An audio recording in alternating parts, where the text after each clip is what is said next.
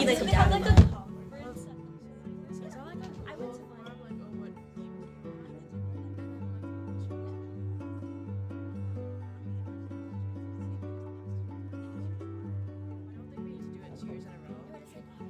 to Sutras, like that's the main way. Jared, let me get this WebEx started here. And as soon as that is going.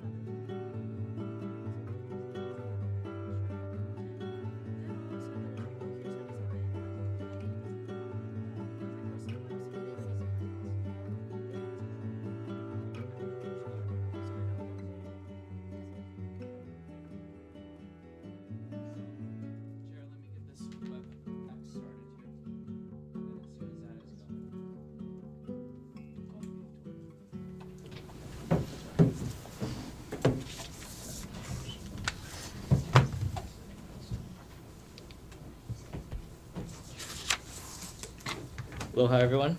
I would like to call this meeting to order at 5:30. We'll start with roll call. Commissioner Colburn, Oh, it's an up. It needs to be updated. That part. oh, you're good. It's someone else. Commissioner Bomanong, sorry, how do you say your name again? Bumong Here. Commissioner Matua, Here. Commissioner Chair Shimizu, Present. Second Vice Chair Commissioner Shea, Here. Commissioner Paya, Here. Commissioner Cruz, Here. Commissioner Moore, Here. Vice Chair Commissioner Bonifacio, Commissioner Baladoy, Here. Commissioner Ho, Commissioner Radar, Commissioner Chung, or Assistant Secretary Chung, Commissioner Lee. Here. Do I say that? Commissioner, do I say that? 12 people present. Cool. Moving on to the approval of minutes. Would anyone like to make that motion to approve August's minutes? I'll approve minutes. Can we get a second? I'll second that. Cool. Moving on, is there any members from the public that would like to testify?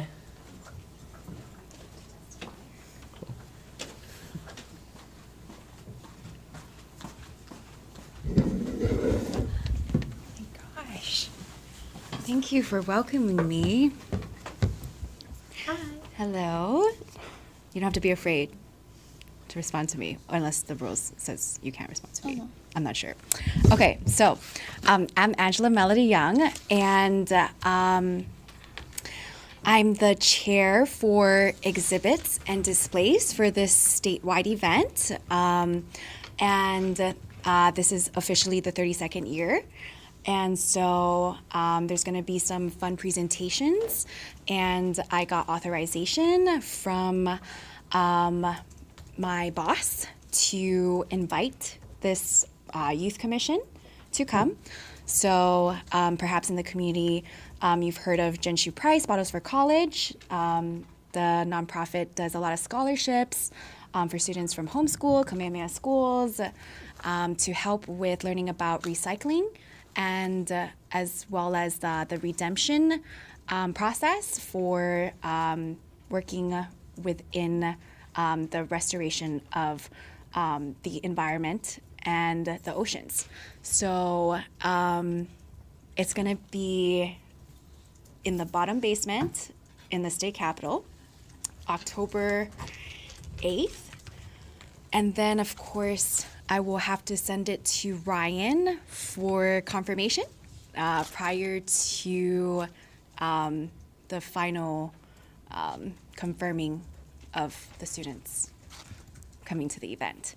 Yeah, we also have a lot of topics covered in prior years that I think a lot of the students here would be passionate about, such as learning about Aina-based activities. For example, Governor Green presented about the Green Fee last year, and he and Suzanne Chun Oakland, ex-senator, has worked together at the state legislature. And so it's really good to have an educational process for you to learn about for public policy proposals, starting from the ground up. And so this summit, the 100 kids, and if you wish to come, you get to present your ideas to then pitch for the official proposals for the Keiki Caucus package for next season. So we also did a lot of training for sexual abuse at DOE schools in the Department of Education, and as well as helping to raise awareness about environmental restoration and affordable housing and down payment loans. So a lot of these underlying issues in our community and our society, it's up to you all to then come up with solutions and strategies to solve these concerns. Thank you. I think that's all the time we have today. Thank you so much. We're all set. Thank you. Moving on to guest speakers, I'd like to call Dylan from the Neighborhood Commission's office to give a presentation on conducting a public meeting. Do I sit in the same seat? Yeah, Right. that works. Thank you.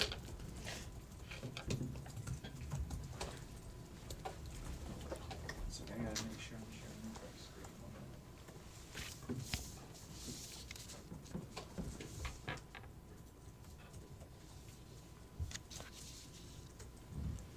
And you're from the neighborhood board, correct? The Neighborhood Commission Office. Yep.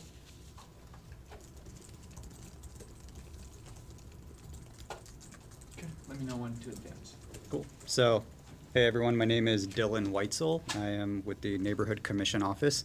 Has anyone here heard of the neighborhood boards? Okay, so actually quite a lot of you. Yeah, so basically I'm the deputy over there. Essentially, a neighborhood board is a lot like this. It's a group of people who gets together, talks about issues that are important to them, and then hopefully takes some sort of action, like passes a resolution or writes a letter informing the government of, hey, this is something we'd like to see. The only difference is that whereas this is just one group, I oversee 33 different groups. So over 400 people are part of the system. It gets a little complicated at times, but it's a very interesting job. Tonight, what I'm here to talk about is just a very simple overview, just for a start, about tips for conducting a public meeting. And really, that's just because I know that some of you have been on this commission for a little while, some of you are new.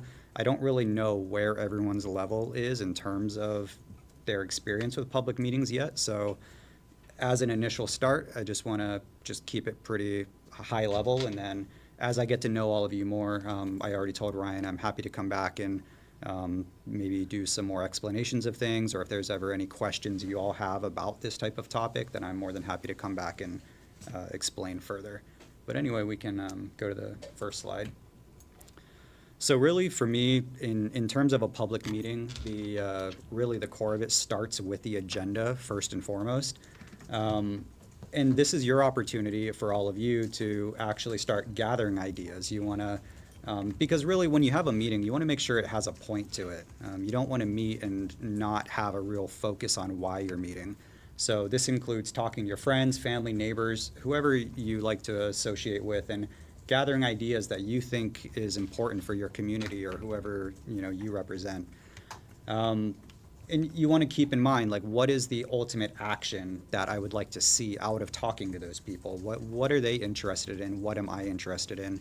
And start getting that in your mind. And then once you have that idea, you want to go ahead and request that to the chair, because in order for any type of action to actually take place, it needs to be on the agenda, and it needs to be something that you can look at as official board business and that you can decide what you want to do with it. And I don't want to maybe overstep with OIP a little bit, but and they can maybe expand on this a little bit more, but I just put a very simple, what I call the good neighbor test. And basically what that means is when you have your agenda, you want to keep in mind, if someone that has no idea about what your commission does, can they look at the agenda and go, I know what you guys are talking about? I think that's really important. Sometimes an agenda might just say resolution on dog parks. But what does that mean? Is the commission in favor of dog parks? Are they against dog parks? It should be a little bit more descriptive, so that way if someone's looking at it, they actually know what you're talking about. So, next one. And then, of course, after you get through the agenda and it's time for the meeting, that's really where all of this happens. And so I want to just jump to, like, if you are dealing with your new business that you have on your agendas. The way that we like to do things is we like to take public testimony first. It gives the public an opportunity to share what they want to say about it before the commission or the board has a say, just so that way you can take in what the public is thinking, and maybe that'll help inform some of your decisions. After that, what we like to see typically is before the commission or the board has any discussion on the item, having someone move and someone second first allows for the rest of procedures to be able to start. And that doesn't mean that just because you move or second something means that you necessarily support it. That just means that you're willing to have the discussion. And so that's what we like to see, is that kind of procedure. It's also important to allow everyone an equal opportunity and time to share their views. I was looking through the commission's bylaws, and this is something that maybe can be thought about and talked about later, but there isn't like a set time limit that you all have that I've seen for how long someone's allowed to talk if they're sharing their views. So that could be something to think about in the future. But for right now, just as long as everyone has an equal time to share whatever they're thinking. And then finally, decisions should be adopted by the majority of your commission. This was another thing that I wasn't entirely sure on for this commission in terms of how a majority works and what constitutes as a majority when it comes to voting on things. So that's something else we can also talk about. The next one. Yeah. And then after the meeting, this is almost some kind of like after action stuff that everyone should be thinking about. Creating minutes that comply with Sunshine Law, that'll be something that I will not expand on right now, and the Office of Information Practices can and when they're able to. A big thing for us is just ensuring that any actions that you do take, like if you pass a resolution or you write a letter, just make sure that it's followed up on. Sometimes I think, and this is just my experience dealing with some boards, is they'll say, we passed this resolution, and then it kind of goes into the ether. No one knows, hey, did this actually get sent to who it needs to go to? So that's important, just making sure there's someone on top of that. And then next is just advocating for the decisions you make.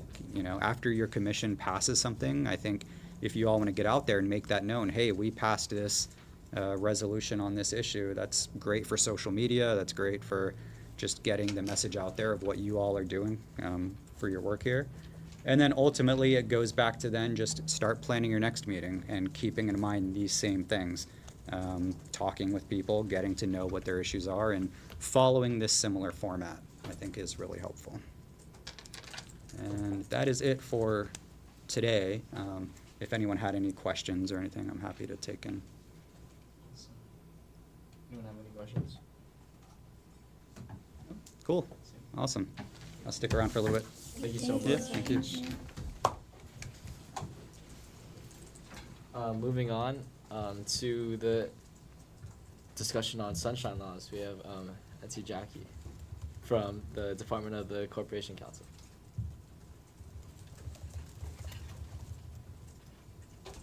Make sure I have the right video. Oh yeah, it should just be there. I'm gonna do this for you just to make sure we're in the right spot. Okay. Thank you so much for inviting me to speak today. I'm Jacqueline from the Department of Corporation Council, and I'll be discussing the Sunshine Law with you guys today. So what is the Sunshine Law? The Sunshine Law is Hawaii's open meetings law. It is state law that protects the public's right to know and participate in government decision-making. So it's codified at HRS Chapter 92, and 92-1 provides a declaration of policy and intent.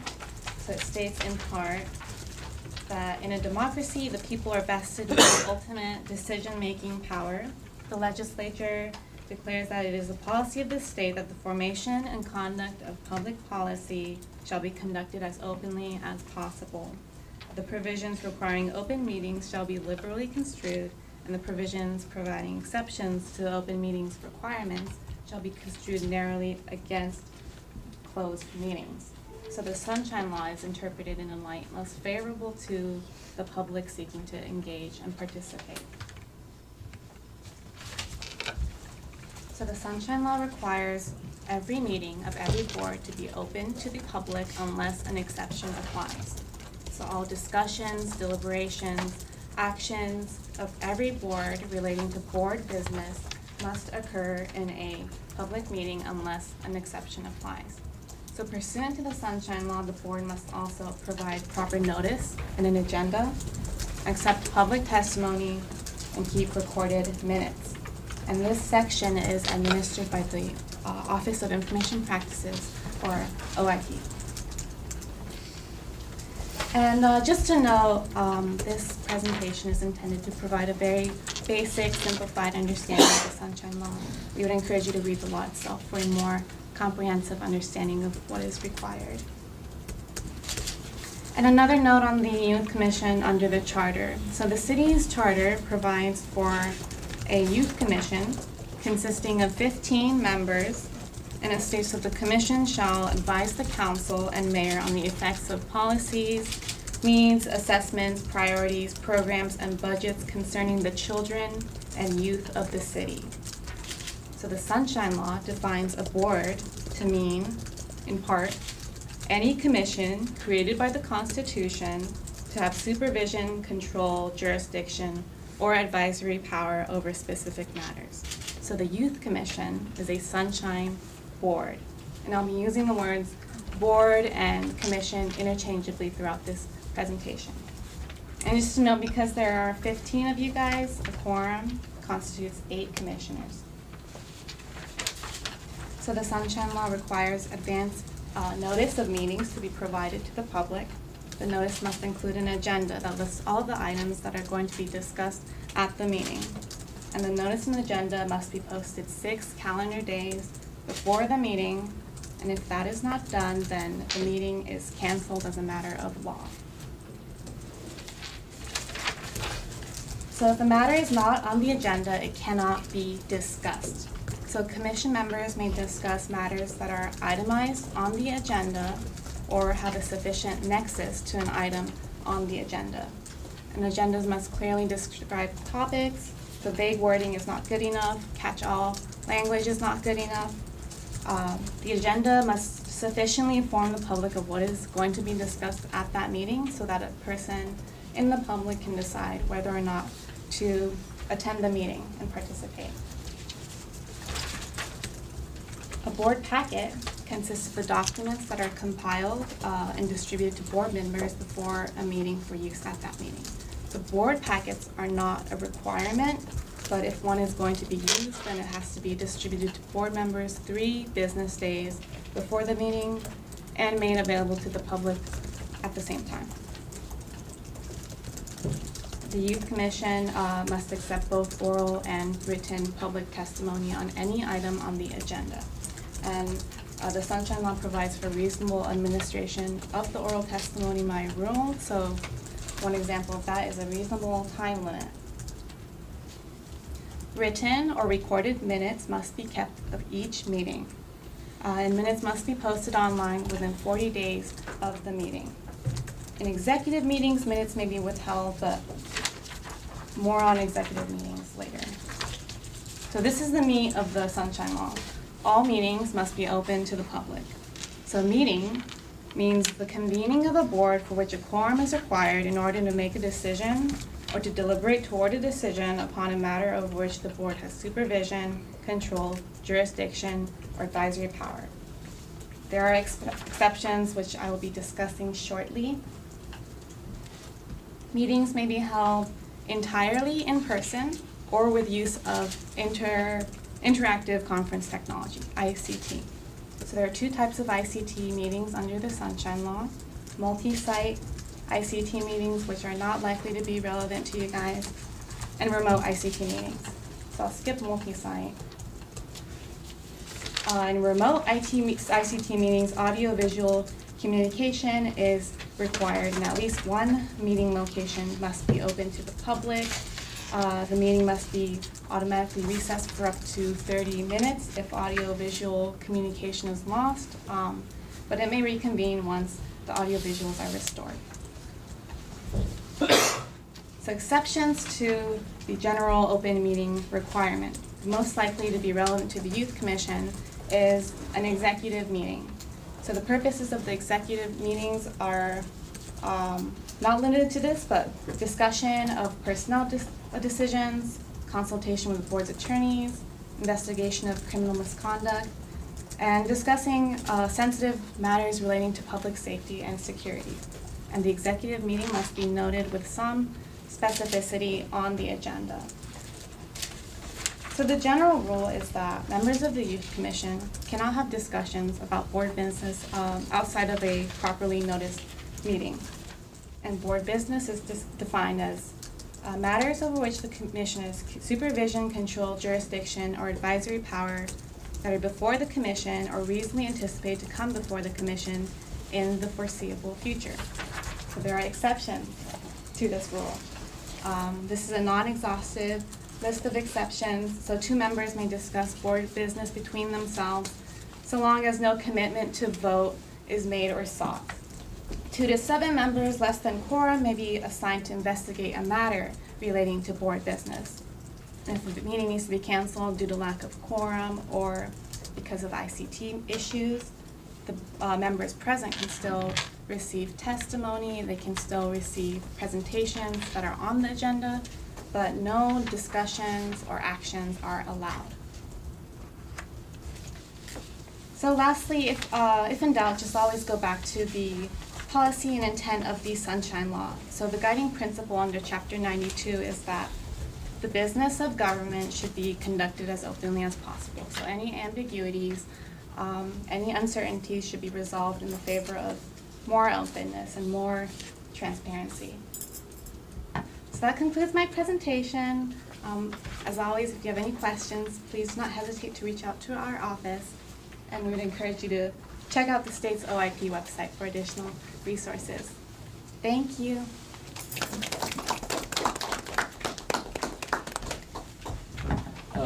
Moving on to the presentation by the American Foundation for Suicide Prevention, we have Dennis Heed, I believe.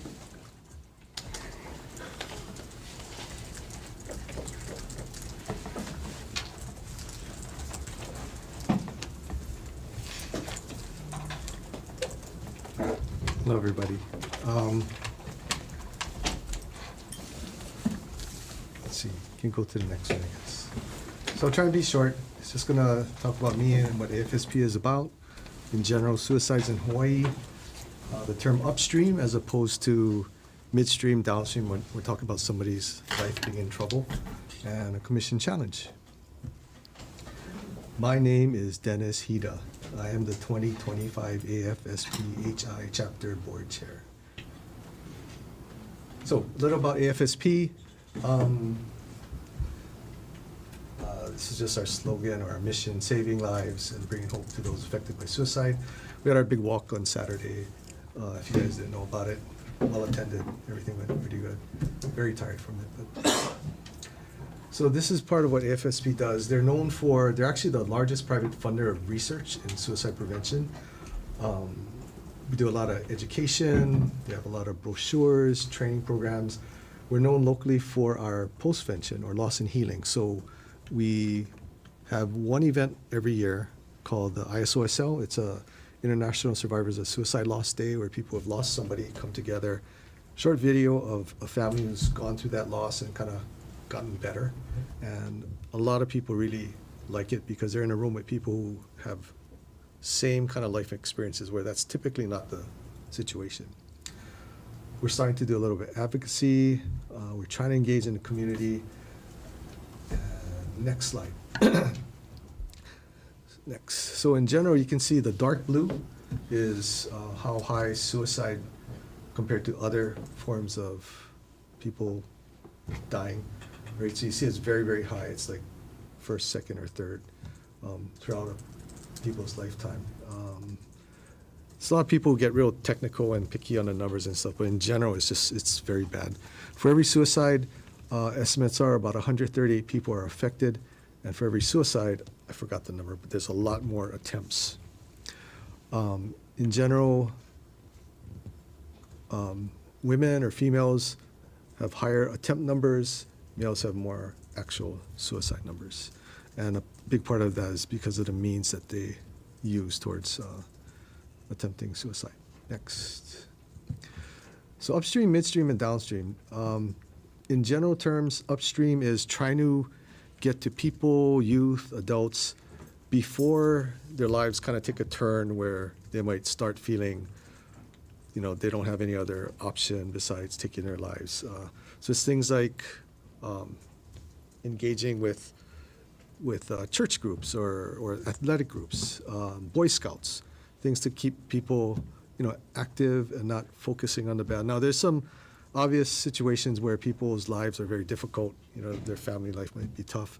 So it's hard getting to everybody, but a lot of times upstream isn't talked about much. Like in our walk, we had a lot of mental health organizations, and really they help more like midstream, or downstream is really when people are actively thinking of taking their lives. That's when we have trainings on how to recognize it, how to talk to people, and things of those natures. Next slide is kind of another slide that illustrates the upstream, downstream kind of thing. I'll let you read it because you guys are all smart and read faster than me. And for people who aren't listening, now you have to look at the screen. Just kidding. Just kidding. Next. So I made this slide because as an adult, these are my kind of ideas of how we can try and help the youth. So right now, there's a law where all the public high school teachers and staff need to go through training every year for suicide prevention.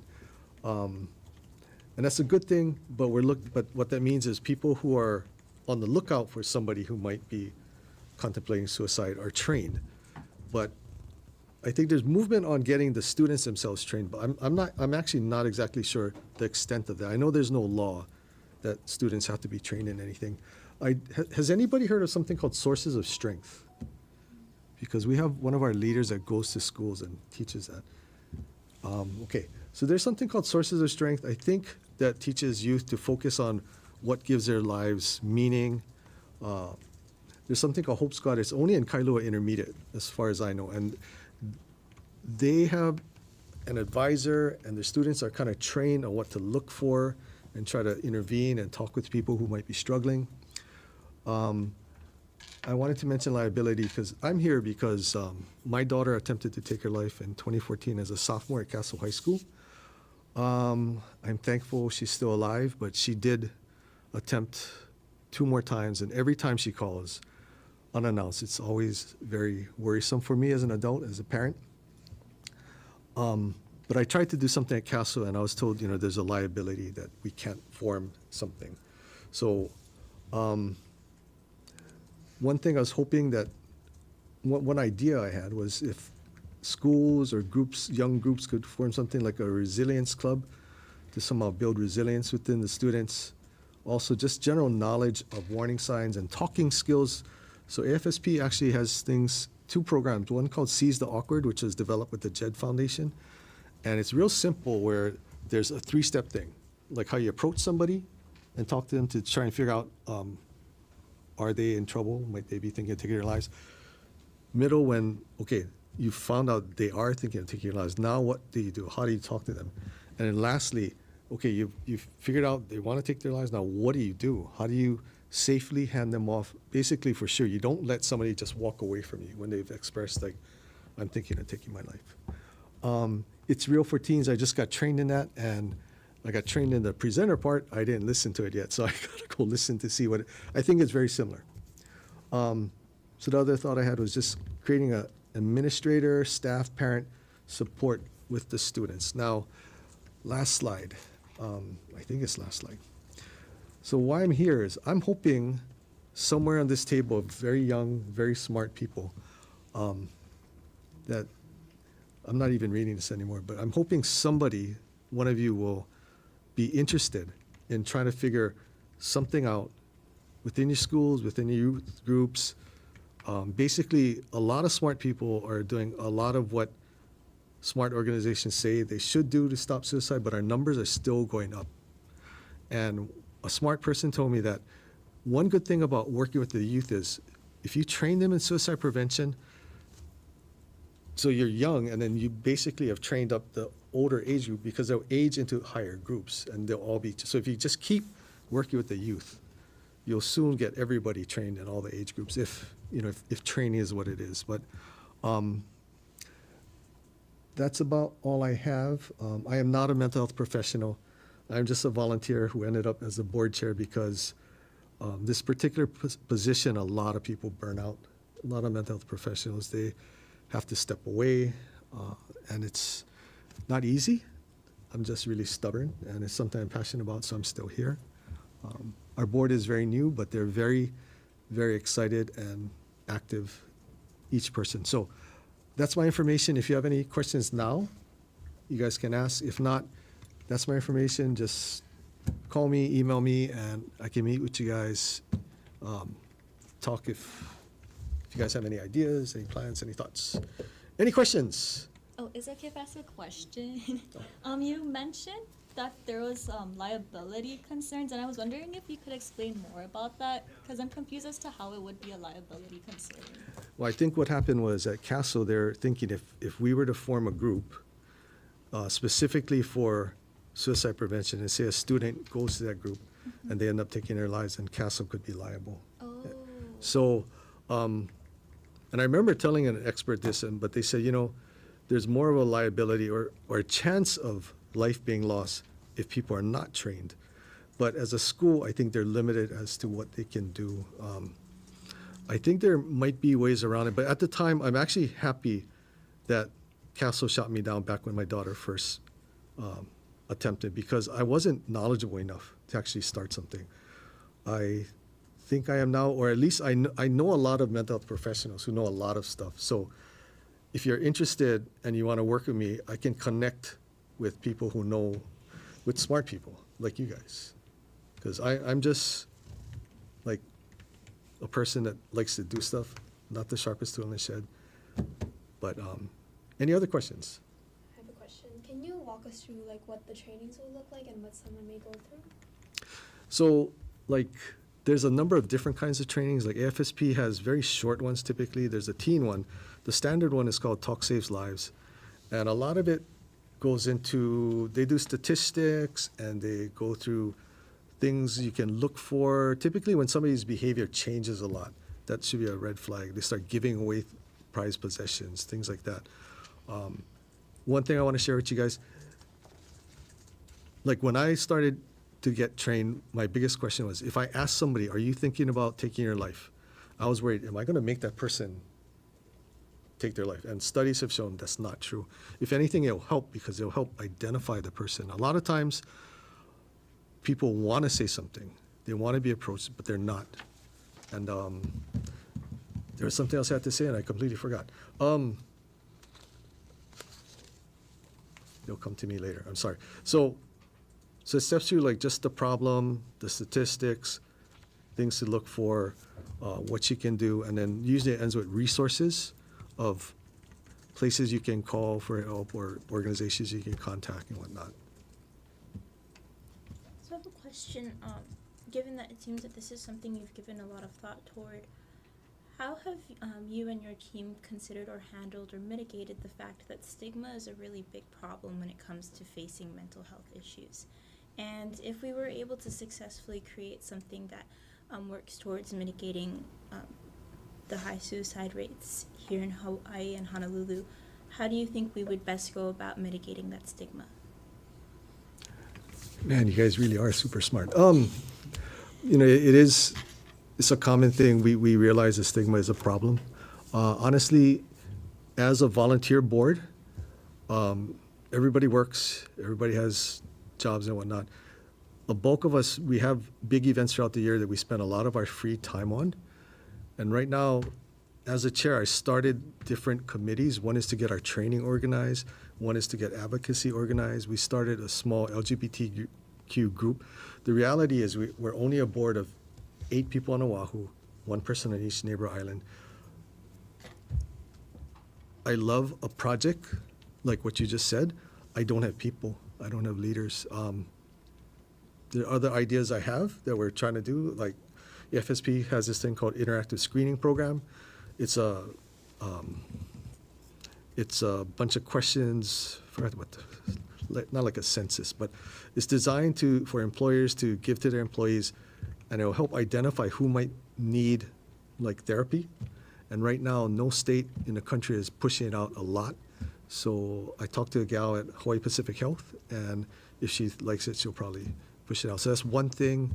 And yeah, it's just a manpower thing. We're trying to get more volunteers more closely connected and start these things out. That's a known problem. It's a difficult one, but that girl in the back is going to solve all of it. Haha, caught her sleeping. But no, I mean, if it's something you want to work on, by all means. I think it's getting people who really have an idea to do something in a room without like a 1 hour limit. Talk it through. You'll figure stuff out. It's just people don't have enough time, or they don't make the time, But it's a very good question. And I don't even know if I answered it correctly. I'm sorry if I didn't. Any other questions? So I noticed one of the slides, and it really caught my eye, but why are people our age most likely to die by suicide than other age groups? My own personal thoughts, I don't know if there's any hard research on this, but when the topic comes up, a lot of conversation goes towards just online type of things, shaming and stuff like that. It's a different, like when I grew up, like when I was your guys' age, like 40 or 50 years ago, we didn't have cell phones for one thing. So, but also, yeah, it was just, people were just a little tougher mentally and maybe even physically. I mean, things that were done to us would probably be considered abuse now, but back then it was just, my parents disciplining me and stuff. But yeah, it is what it is, but we want to help. And a big reason why I came here is because you guys are young, so you guys know, and maybe if you don't know it personally, like if you're not struggling, you probably know people who are struggling, and maybe you guys can talk to them and kind of figure out what can be done, to help with that kind of, because I know one of our volunteers from Iolani, he wanted to volunteer with us because he hears way too many of his friends talking about suicide as an option, and it just scares him. So does the speaker who has the most questions, do they win any kind of prize or anything? All right. Any other questions? I also saw, kind of like his question, I also saw that for ages 75 and up, there's 100 suicides. Why is that? I've never seen that before. I don't know for sure. My guess is like, where I am in my life, I'm only 61, but I live with pain kind of a lot. And I can imagine when you get towards your end of life, if you don't have a reason to live, and if you're dealing with pain, I think that could be a reason. So right now, you guys are all young. Enjoy it. Don't get old if possible. But yeah, I think that's a big part of it. Just what am I living for? Yeah. Last question wins nothing. Right.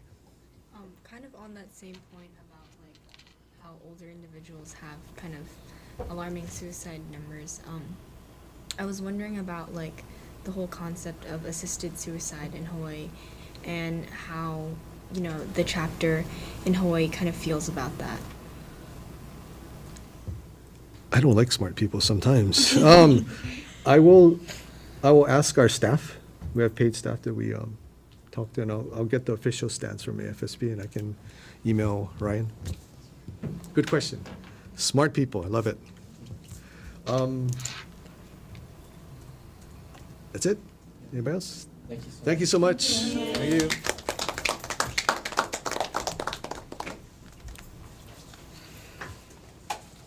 Well, moving on, we have Ryan to give some updates from the mayor's office.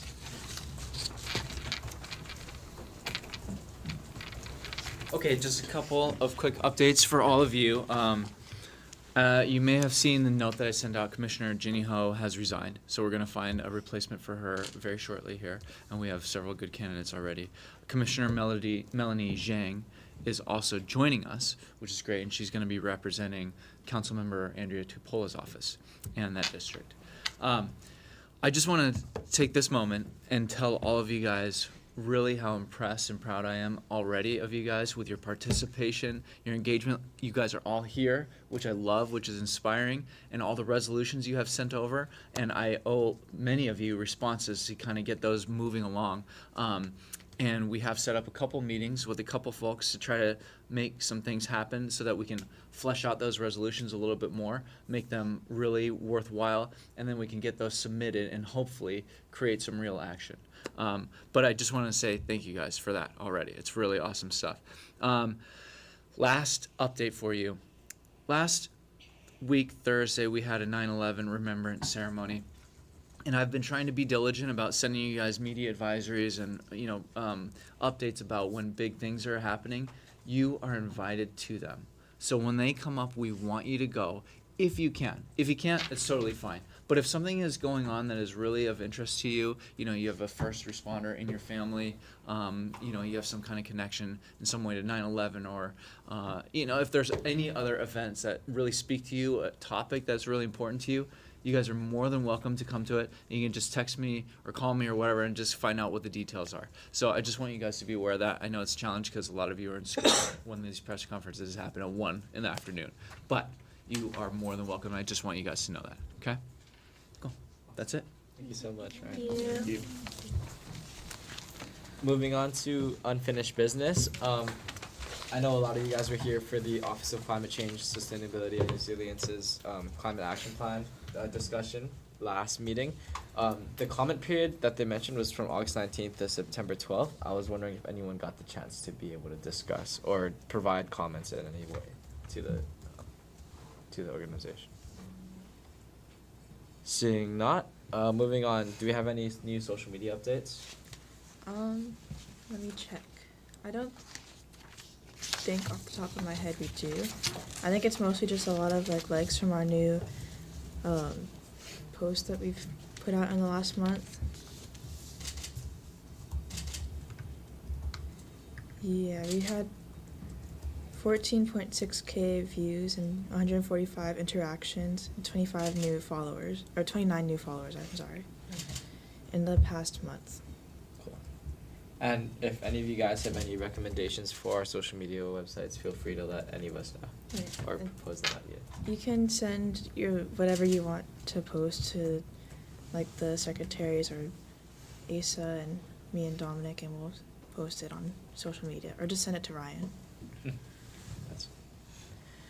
Moving on to new business. Let's talk about the new proposals. I'm sorry. The current new proposals for consideration to be adopted by the Youth Commission. Does anyone have new ideas on how to, on anything that we want to be seen changed in the Youth Commission? You mentioned a lot of the public agenda items, things that we're talking about, and also if you looked at our charter and things like that, anything of interest? Seeing not, we'll move on to the discussion of PIGs. So I know this should be a pretty good one. As of now, we have no PIGs. We already got a kind of overview of what PIGs look like. So a typical PIG will have around 7 members, but it can have less. But ideally more than 5 or more, I would say, is a good amount for a PIG. I have a few proposals, but I'll let you guys kind of talk first. And feel free to explain your PIG and what kind of issues you think it would cover. Cool. I think a PIG regarding education is very important. Seeing that I am in the student council and also part of my school community council, I think touching on those issues would be very important. Some issues we can cover are literacy and also public safety, and also regarding nutrition also in schools. To provide a little insight on the actual education PIG. We have had it in the past, in previous youth commissions. The main problem was that the public school systems are operated on the state level. I don't necessarily think that should deter anyone from being in the PIG for education, because obviously we're all youth here in Hawaii. So I think that education is a really big topic for any of us. Does anyone else like to comment, or would anyone be willing to join that PIG? I'd be willing to join that PIG. Cool. Anyone else? I'd be willing to join that PIG. You can join more than one PIG Yes. also. Sorry, I forgot to mention that. Yeah. Thank you. There's no like set limit to how many you can join. Cool. And also, if anyone has any questions regarding the PIG, feel free to ask.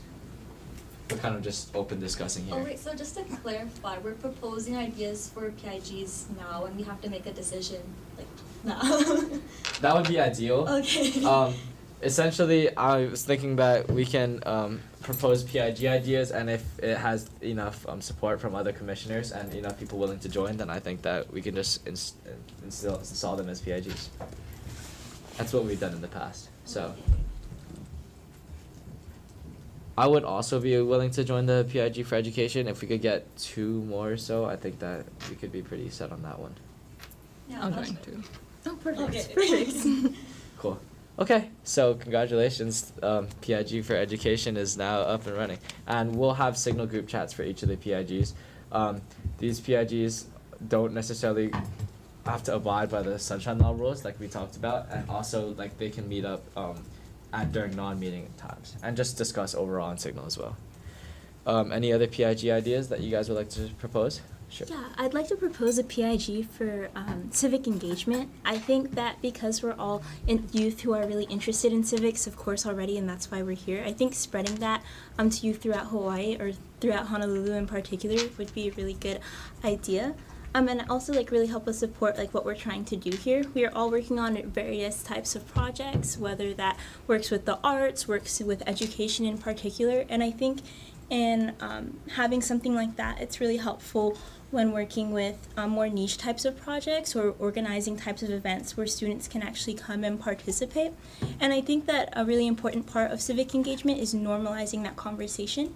I know that not at every school, it is not at every school that these type of conversations are normalized. And I think that in making it more comfortable for youth just like us, who just happen to go to different schools, to discuss a variety of topics surrounding civics and surrounding politics would be a really great start to engaging the youth more actively. So would anybody want to join? I'll join. Yeah, I'd be willing to join. Okay, I'd also be willing to join. I'd also be willing to join. I'd also be willing to join. Hey, okay, cool. Sorry, how many people is that? 5. Any we can add up to 7. So anyone else? Cool. Anyone else? Seeing that, congratulations. The PIG for civic engagement is now active. Once again, we'll be making signal group chat shortly. Any other ideas? Maybe another PIG or PIG for outreach would be helpful. I was thinking that too. Yeah, we've Yeah. had those in the past. I think outreach is one of the biggest facets that we have, or responsibilities that we have as youth commissioners. And I think that having a PIG focused on the outreach aspects of it, whether it be town hall meetings, social media, all of those different things could be very important. So I would be willing to join that. Also, just an idea, but since we had a PIG for newsletters in the past, would we want to join those two together to make it outreach and newsletter? Or would we just want to have a separate one for newsletter if we do? I think joining could work. Yeah, I think- if you guys agree with that. Yeah, for sure. And I think maybe within the PIG, you'd have different people who would have their respective interests and could work on either side. Oh yeah. Absolutely, yeah. Anyone willing to join this PIG? I would like to join. That's 4. Join in as well. I'll join. Awesome. That's 6. Okay, cool. PIG for outreach is back up. Anyone else have any ideas? Sure. I'll propose an environmental or it's like- sustainability PIG. I think it's just a pretty broad sector, and there's a lot of things that can kind of fit into the category, like agriculture and tourism, and just the opportunities are kind of endless. I also totally agree. I'm willing to join that PIG as well. Anyone else? Cool. Commissioner Matula. I'd like to. I would like to join as well. Okay. Anyone else want to join? I'll join. Cool. 6 once again. PIG for environment. Is good. Any other ideas? Oh, maybe like a affordable housing pig.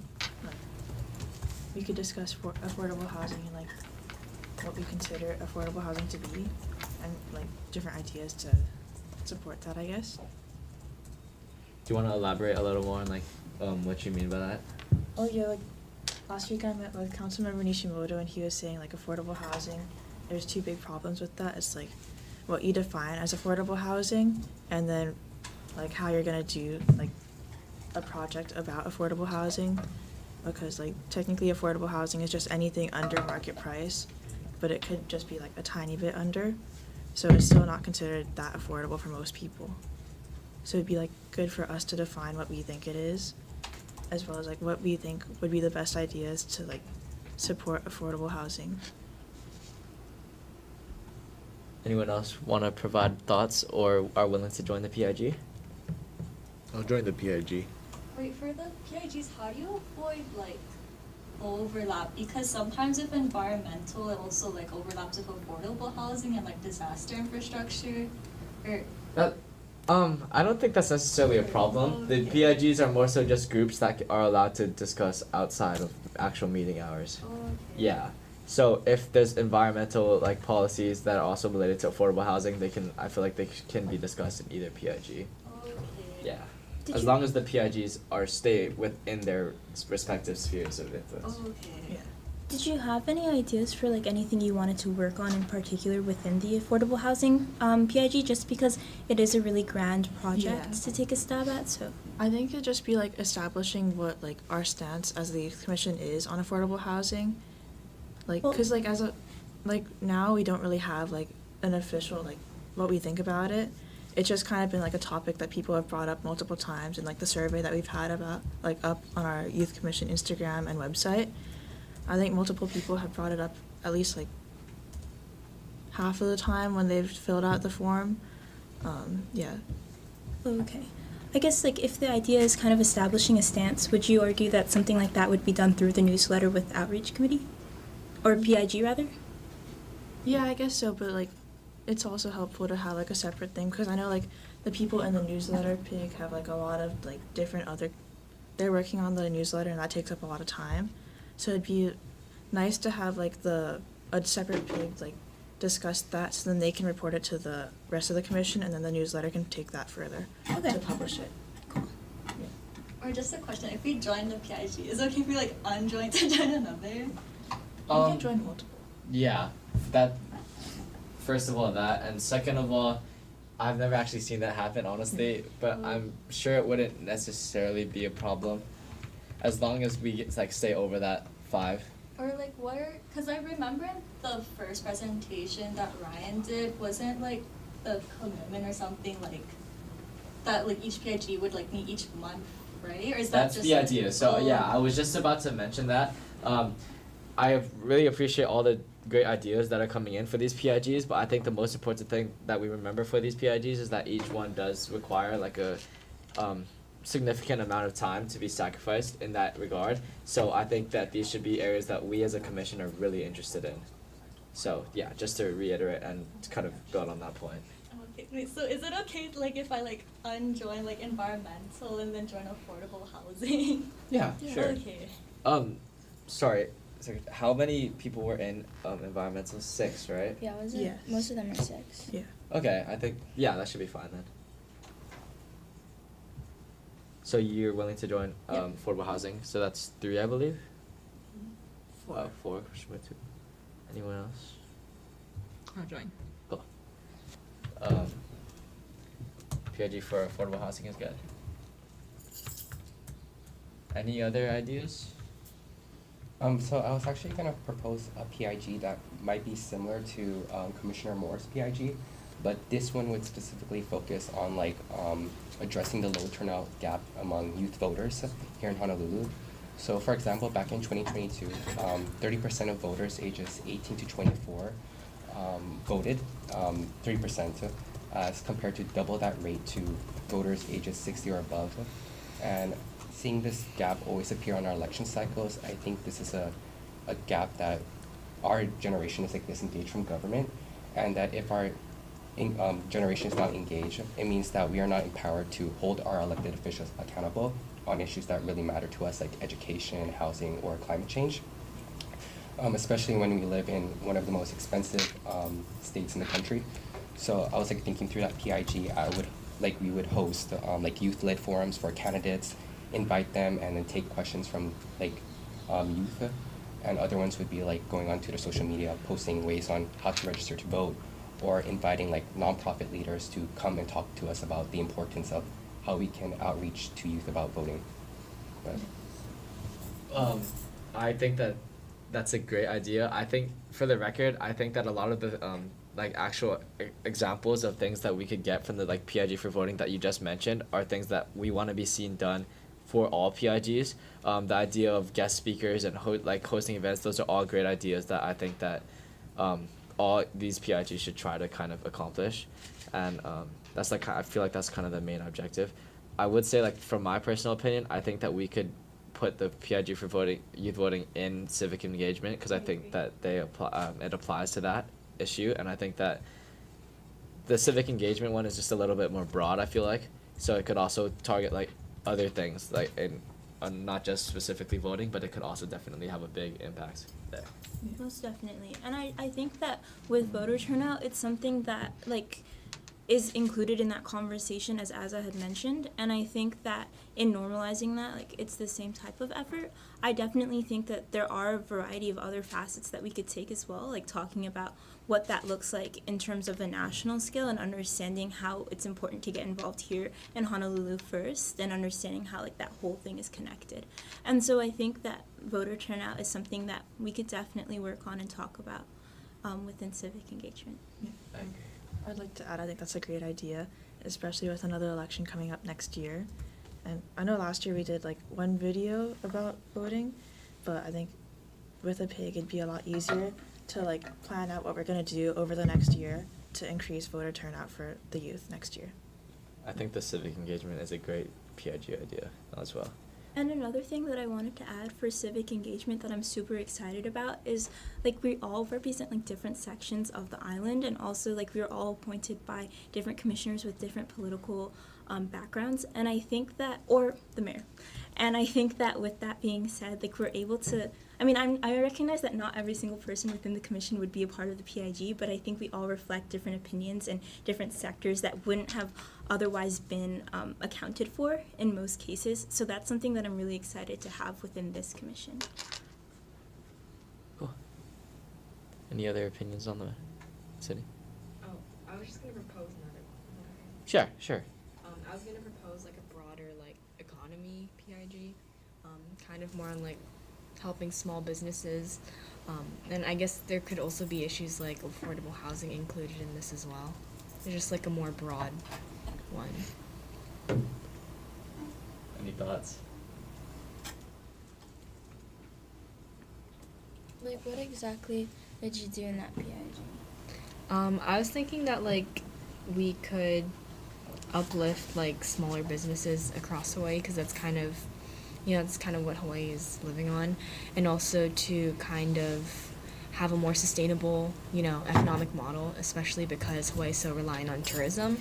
I think it's interesting to explore the other opportunities to, you know, have a more sustainable economy that isn't so like isn't resource intensive, and also keeps the environment in mind.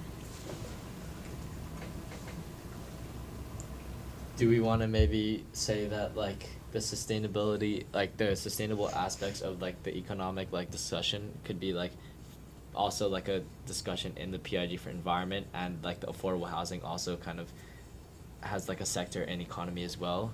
Yeah, for sure. That sounds good to me. because I think that like honestly, I think economy is like obviously super important. Like that's what our whole society runs on. But I think it's a bit broad for a subject, and I think that with the PIGs that we already have in place, a few of the issues that you mentioned, I don't think not necessarily all of them, which is why maybe like a more specific PIG would be cool. I'd be open to, but like some of the issues that you mentioned could be covered in other PIGs. Yeah, for sure. Anyone else have any opinions on that? Seeing not, I would like to propose a PIG for budget. I think that that's a really important aspect of what we do here in the Youth Commission, and I know we're gonna have, we're gonna discuss the budget quite frequently in full meetings, but I think that the PIG, having a PIG that's directly responsible for kind of making a lot of those budget discussions actually happen and proposing those ideas could be really important, especially considering the fact that in years past we've kind of struggled with using all of the money that we've been given, and that money doesn't necessarily just like, we don't just keep that money, right? It kind of just like dissipates. So I think it's really important that this fiscal year, we focus on actually making use of that budget that we have. So that's my one other idea that we had. I'll join it. I would also like to join. Cool. Yeah, fine. Anyone else? Cool. That's 5. Anyone else like to join? Not this PIG I already joined, but could I also join the civics engagement, please? Sure. Secretary, write that down. Okay. Any other PIGs that anyone would like to propose at the time? Quick note: you can also propose PIGs as the year goes along. It's not just this one meeting. So if something comes up that we think is really important and should be discussed further than just what we can do in the meeting, feel free to kind of propose that in future meetings. We'll have PIG discussions once a month. Also, if we feel like PIGs aren't necessarily being used too much, we can also motion to dissipate PIGs as well. So just keep those two things in mind. Moving on to the discussion of an off-site youth commission meeting. For a quick background, in last year's commission, this idea came up to kind of increase youth civic engagement, like we kind of have been talking about briefly. The location for this off-site meeting was centered around schools, different schools. I think the primary school that we wanted to go after was Mililani High School because of its location and student body size. But if anyone would like to kind of build off of what I said or just add any new ideas, feel free to do so now. Isn't our next meeting at Mililani? Yeah. Yeah. Is that what the plan is? Yeah, Okay. I already went ahead and scheduled it. My apologies.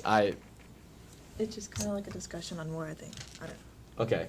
Does anyone else have any other ideas for future off-site meeting ideas or meeting locations? I feel like if this one goes really well, and then like, also this is like a test one too, we can see like what works and what doesn't work.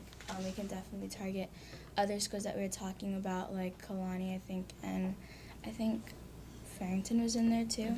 Somewhere just around like Central Oahu too, or just this side too. in town. Yeah, I think that's a good idea. Anything else? I don't think. What about schools more on the North Shore? Like, what about schools like Kahuku? Do we often have outreach with schools like that? Like in, I guess, more niche areas that we wouldn't otherwise account for?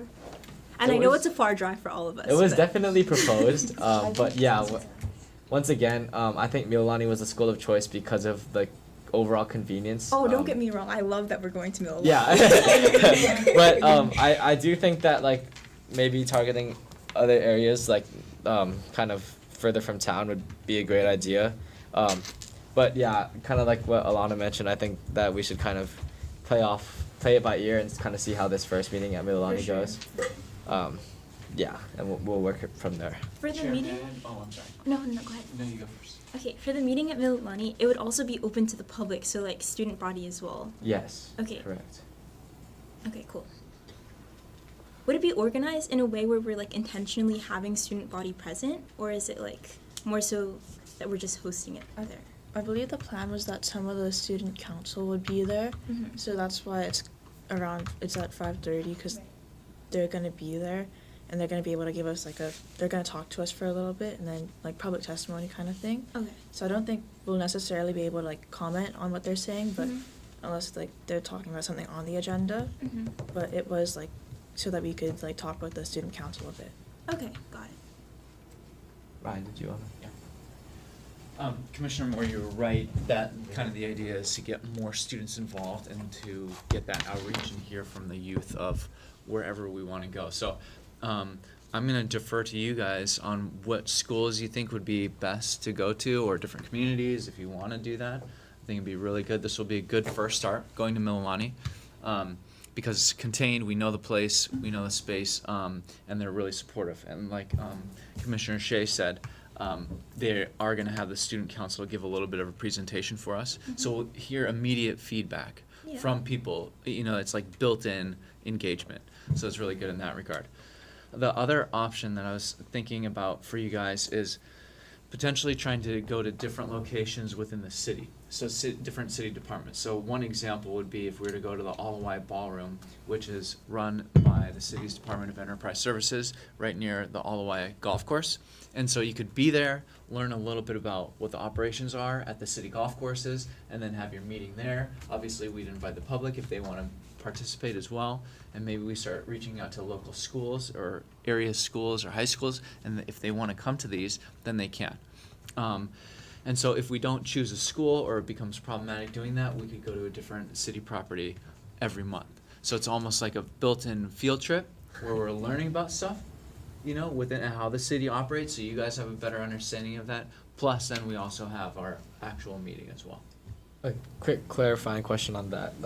So you kind of mentioned like a monthly field trip. So it would do you think that in terms of the agendas specifically, they'd kind of remain the same, similar, just in different locations? Yeah, so they would still have to be, like, if we were to all go as one big group, 15 of us, it would have to be kind of considered part of a meeting, and so there'd still have to be public access available to those. So we might just keep you guys, near the driving range, so the public, if they chose to be there, they could also be there with you. But we're doing it in a way that it's like, okay, the public can be there, but you guys are getting the inside information from a public official or a city worker who can tell you about how it works. So is the idea more so for the public to be able to be present and hear about what we're talking about, or have more opportunity for them to kind of input during that public testimony section, or kind of both? Good question. I think the school one is more hearing from the youth and is more like outreach oriented and hearing from student councils and what is impacting students in that neighborhood or that community of the island.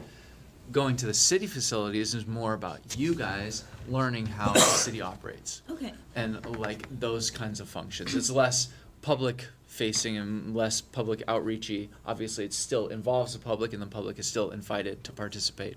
But it's more about teaching you guys about how the city works. So then in that case, when we go to these schools, do we kind of want to make it a known thing to students by reaching out to the teachers? Because I know oftentimes, when we did courts and community at Mililani, my APUSH teacher last year gave us extra credit for going to that. So I know a lot of students would be super interested in opportunities like that, and it would really promote student presence. So is that something that we could do? That's absolutely the idea. Okay. Yeah. So then maybe, okay, now I'm getting really excited, but maybe we make flyers and things like that maybe we just alter each time when we go to different schools, so that we can submit it and have it approved by the different student body teams, and then distribute it in classes and let teachers know, so that different incentives could be placed to have students actually come. Yeah, I I love think that PIG idea. for outreach could definitely work on I those agree. flyers. Okay, cool. Yeah. And just a reminder, a resource for you guys is we have the print shop, which is here in Honolulu Hale. So if you ask them to design a flyer for a specific thing and make one that is kind of malleable so you can change it for the future, then you could do that. Because they do that for the town halls for mayor. So you can do that, and then you take a portion of your budget and pay for that. And it's a relatively small portion of it too. That's perfect, actually. I think that's a really great idea. Is it too late to do it for the Milani meeting? No. Okay, don't you go to Milani? Yeah, I do. That's why I feel you could try it, and then we can see how that turns out. Yeah, for sure. Yeah. I don't want to play the devil's advocate here, but the one thing that I think that it's a great idea that we like start looking at off-site meeting locations. The one thing I would like to mention is like the overall routine aspects of it. I know that like a lot of times, like we as commissioners may not have like extensive knowledge on different areas, especially like when in regards to traffic and like the accessibility aspects of it. So I would just like to point that out to the group. I don't think that would necessarily be too much of a problem. Like I think we could all make it work, but if that is a problem, I would recommend that you speak up now a little bit, just because I do think that like a lot of times, for example, like I've never went to the North Shore, for example, after 12 o'clock, so I'm not necessarily aware of like the traffic situations that would be out there if I were to make that drive out, and just like something like that. Yeah, I'm not sure if anyone would like to speak on that, but like that's just something that I thought of as we were talking, like doing this discussion.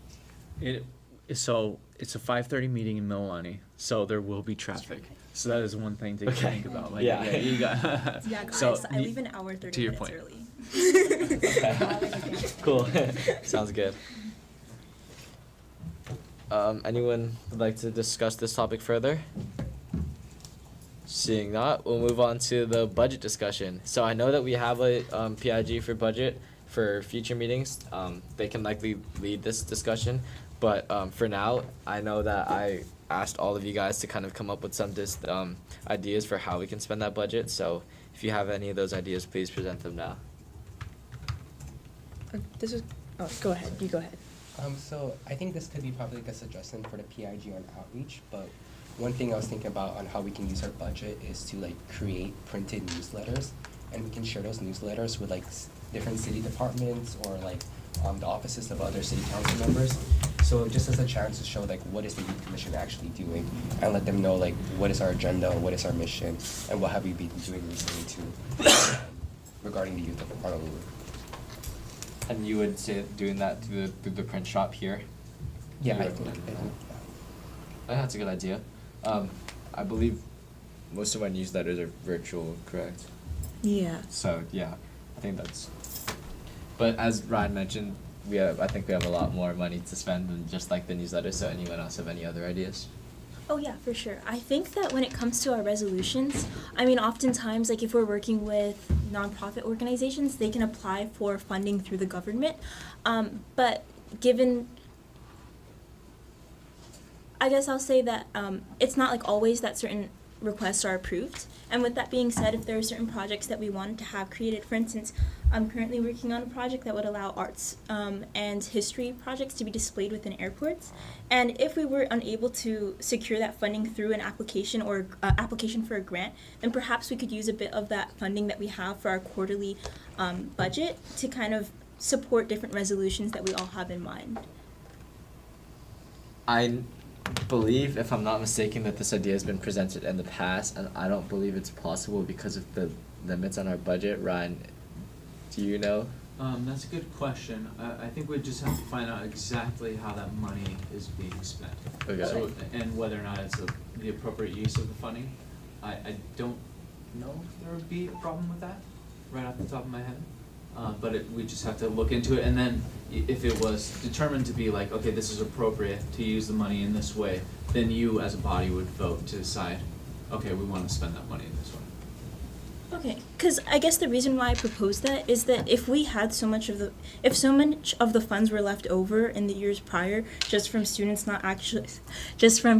not actually making use of it, I think if we're to put it towards our projects and all of these resolutions that we all have on the table, I think we'll not only be actively using those funds, but using it towards things that are actually like, that we all have interest in, and making sure that we're like making use of the resources that are given to us. I definitely agree.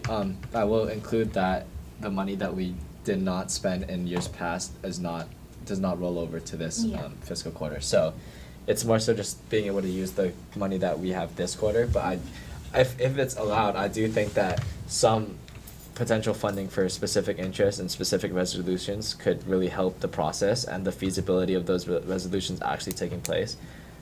So if we could check on that, I think that'd be a great idea. Anything else? I just have a question. What have you spent the budget on in years past? I also have, like, because I asked Ryan for it, like, the expenditures list too, if anyone wants to look, but it looks like it's just, like, the newsletters, jackets, The jackets. Facebook ad Yeah, views. and boosting. Boosting posts on Instagram. The idea behind the HYC budget initially, I wasn't a part of this youth commission, but I heard it from commissioners that were, was the outreach aspect of it, because we didn't actually have Olelo streaming at the time, so we wanted to have things like group laptops and like actually like cameras to actually be able to record these videos and show them to the public live. In terms of what we've actually been spent the money on, because we've had Olelo and all these other amazing resources, has mostly been outreach related and the jackets, if I'm not mistaken. We did have ideas for town halls and providing food at these town hall meetings. The one town hall that we did run didn't necessarily go too well, and it was held virtually, so that no money was actually invested in it, I don't believe. No, I but don't think so. yeah, but if I'm not mistaken, but that really, I don't recommend that course of action, at least not yet. So any other ideas, kind of feel free to shoot. Oh wait, I understand the budget is $10,000 per fiscal year, but is it like divided through each quarter, so it's 2,500 per each quarter? Yeah, yes. Oh, okay. And I believe there's like a contingency where like if you don't use the money in like the first quarter, it rolls over to the fourth quarter or something like that. Is that correct? But besides that, I don't think anything rolls over. That's a good question. I don't know. Okay. I know. I think there's one like quarter where if not everything is spent, it rolls over to the fourth quarter of that fiscal year. But a lot of confusing stuff. So basically, we should use the budget. Yes. Yes, that's the idea. I know Vice Chair Foster had an idea. He wanted to make like business cards Oh yeah. for the youth commission. And I think that's a good idea. The only like concern with that is that we can't give like our own personal information because quite a few of us are under the age of 18. So it'd have to be like the youth commission, like phone number, like the email address. So we wouldn't directly get anything, but we would still have something to give out to people when we meet them. So I mean, like, that's something you guys can consider, even if we don't, like, we're not personally gonna get it, the youth commission will get it. Could the budget be used also for the individual pig groups, like for promoting our own thing, like for example, the environmental pig group? We could use it for like flyers, creating shirts, like for example, we did use the budget for the jackets for the whole commission group. Could our environmental group use it for our own jackets to promote it or anything, if that's possible? I think we can allocate part of our budget for that quarter to different pigs, but I think that's never been proposed before, so we would have to double check on that. But I think that could work. I think that's a really good idea, actually. Especially because if we're doing outreach, like not outreach as in the outreach PIG, but actually discussing with different like community organizations and members with our respective PIGs and not with like the full youth commission, I think that could be a pretty good way to represent ourselves. Just a few other things that have been proposed in the past. Chair, can I chime in on that Sure. last one really fast? Sorry. And Dylan, you can chime in too. I think if there's a decision about how to use taxpayer money, it should go to the entire board.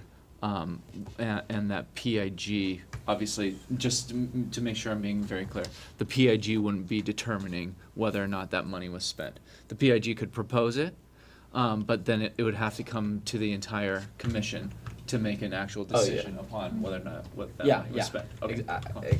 Yeah, just to add on to what Ryan was just saying, is the easiest way to organize it is if each group basically, and this is similar to how like the city council would work, is if each group came up with a list of these are the things our individual group would like, everyone brings their group's ideas to the table, and then the entire commission decides, not, you only have a limited budget. Not everyone is going to get maybe exactly everything they want, but that's the discussion for the full budget. But that starts with each individual PIG committee, you know, of deciding these are our priorities for our own group, and then bringing that to everybody. Awesome. Thank you. So then I wonder, for initiatives that are started within PIGs, would we then create new resolutions to reflect those goals and initiatives so that the entire board would be able to decide whether or not that's something that is, that becomes actionable? Yes. I'm a bit confused in your question, but if you're asking like if discussions made in the PIG, like no resolutions or anything can be passed in PIGs. Right, which Yeah. is my point, which is why I'm saying like would, wait, actually, I think it's okay. I think we're chilling. But I think like overall I was more so wondering if goals within like the PIG, okay, let's say the commission for, or the PIG on civic engagement decided to lead a fundraiser project, and we wanted to make this an actionable event that happened October 4th. Would we then create a resolution to have something like that be presented, because it would be something reflected by the whole youth commission despite it being a PIG project? I think based on how Dylan responded, we would just have to vote on it, right? I don't think a resolution would have to be drafted. I mean, it really depends. Ultimately, I think the biggest delineator of them is if it's something dealing with money, the best thing is to bring it to the whole commission.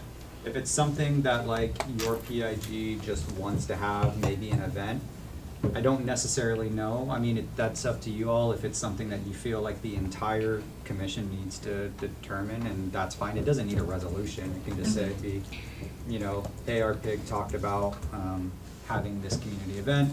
How does the commission feel about that? Is that okay? Okay? Yeah. Okay, cool. Sounds good. Any other ideas? I was just gonna say, like, event planning in general. I know it's like not like a super specific, like, I don't really have like a specific event in mind. And I know that like in the past, like, town hall was like, but I guess just like if any group wants to have an event, or just have, you know, the public come and talk about things they want to improve on. I guess just having like funding for logistics or food, or, you know, those miscellaneous things.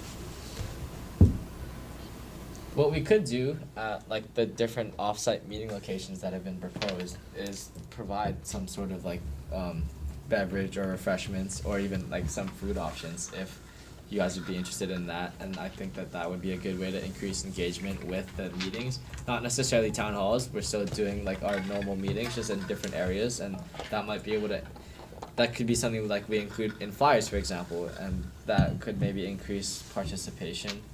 We could try that.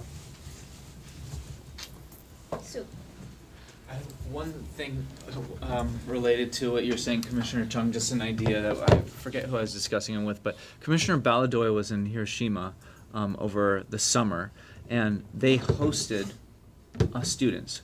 The city of Hiroshima did, correct? So that's something that you guys could potentially consider if you wanted to reach out to some other entity or some other sister city that has some kind of youth commission or whatever, bring them over here, and then you could expend some of your budget in that way for an event of some sort or another, and create like a summit kind of thing.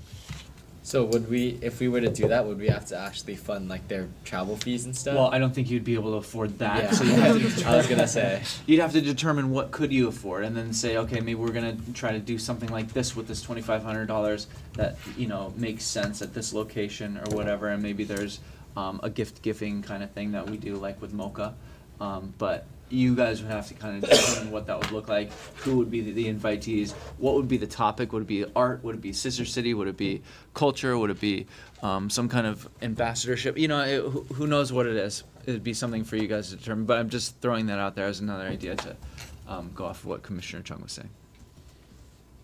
cool.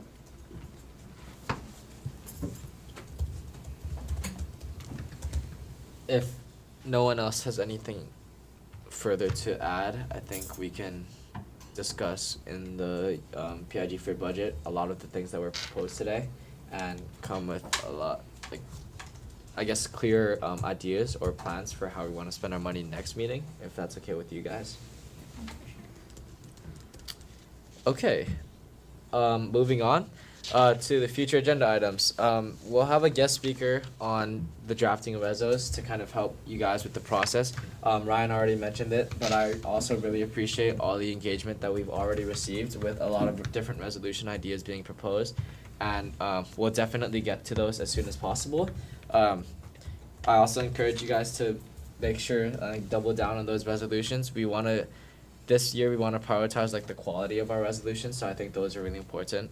That's really important, and yeah, if anyone has any questions on resos specifically and like the whole resolution process, feel free to ask me after the meeting as well.